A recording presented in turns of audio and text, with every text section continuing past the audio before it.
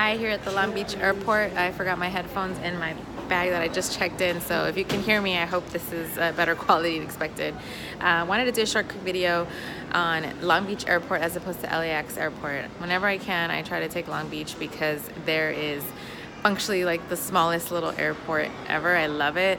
You don't have to wait in line or be here extra a couple hours compared to LAX.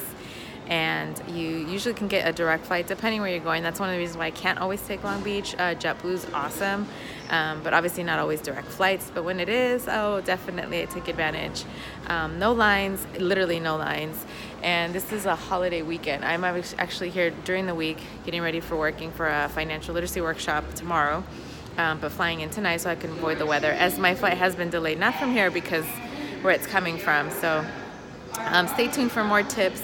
You can get better rates too, as opposed to flying into LAX sometimes, and especially through JetBlue. I love it. Their service is awesome.